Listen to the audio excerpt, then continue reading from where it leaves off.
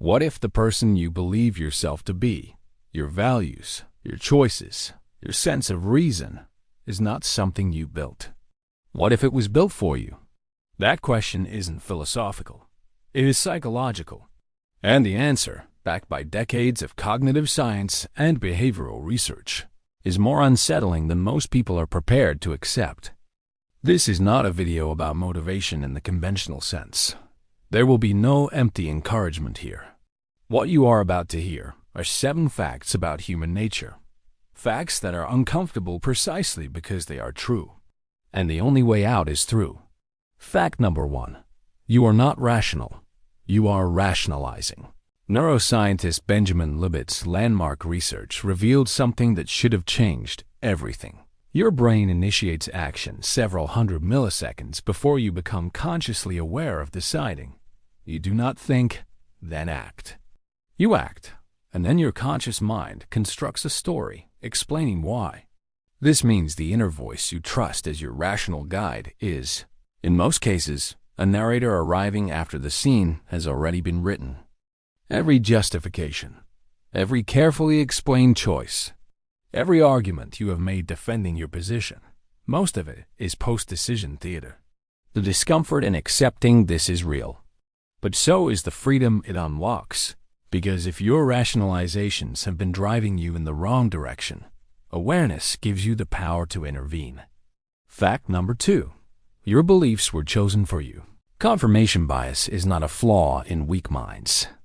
It is a default setting in all minds. The human brain does not seek truth. It seeks confirmation of what it already believes.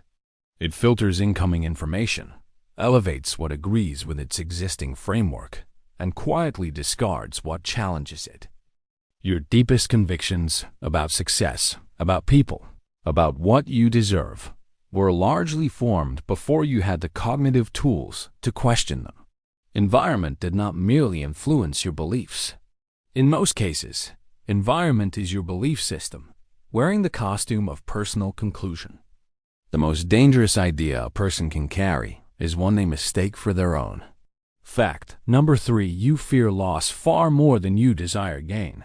Psychologists Daniel Kahneman and Amos Tversky demonstrated through decades of research that the pain of losing something is psychologically twice as powerful as the pleasure of gaining the equivalent.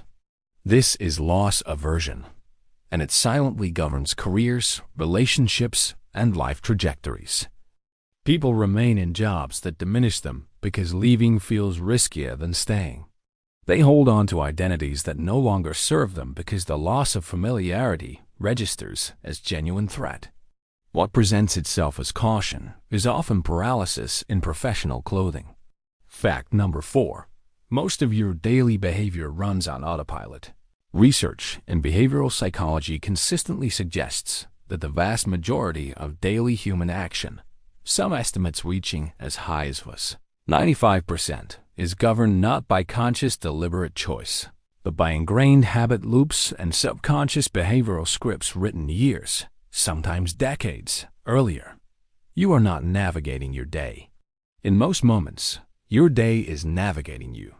The routine you follow, the emotional reactions you default to, the patterns that keep producing the same results, these are not choices being made in real time. They are programs running in the background of a mind that believes it is in control. And yet, here is where discomfort becomes direction. Awareness of the program is the beginning of rewriting it.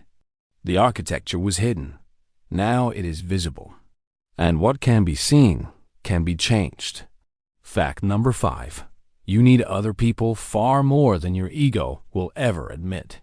Modern culture has built an altar to self-sufficiency. Independence is sold as the ultimate achievement. Meeting others is quietly coded as weakness, something to overcome, something to be ashamed of in the spaces between your curated highlights. Here is what the neuroscience actually says. Social rejection does not merely hurt emotionally. Brain imaging studies from UCLA's Naomi Eisenberger reveal that social pain activates the identical neural regions as physical pain. Your brain registers being excluded the same way it registers a broken bone. You were not designed for isolation. You were engineered for connection. The person who believes they need no one is not strong. They are simply running from the most fundamentally human truth there is, that vulnerability, chosen with discernment, is not the opposite of strength.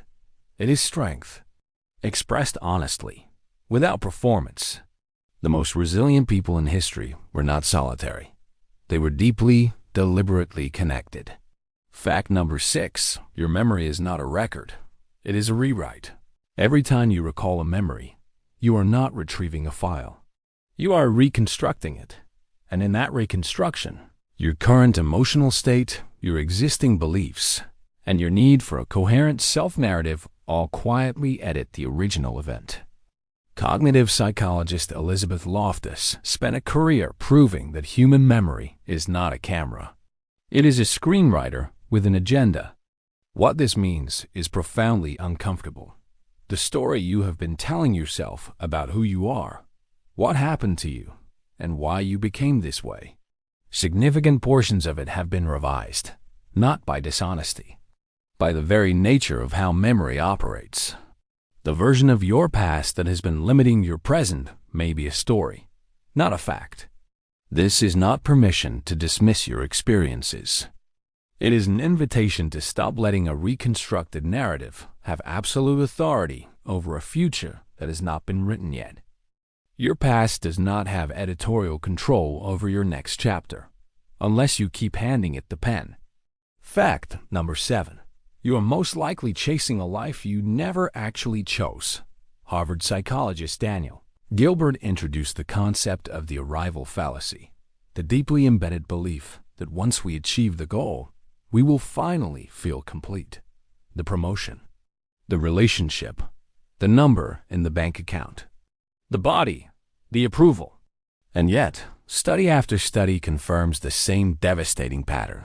The achievement arrives, the emotion spikes briefly, and then the baseline returns. The goalpost moves. The hunger remains. But here is the layer underneath that no one discusses. Most people are not even chasing their own goals. They are chasing goals that were handed to them by parents who had unfinished ambitions, by cultures that defined success before they were old enough to question the definition, by comparison to people they do not actually admire living lives they do not actually want. The most radical act of psychological courage available to any human being is to stop, completely stop, and ask one question with total honesty. Is this life mine? Or is it simply the most convincing version of someone else's expectation that I never found the courage to refuse? That question has destroyed comfortable lies and built extraordinary lives in equal measure. 7 facts. None of them gentle. All of them true.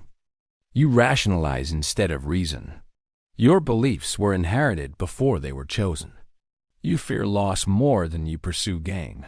You operate mostly on autopilot. You need connection more than you confess. Your memory has been quietly rewriting your identity.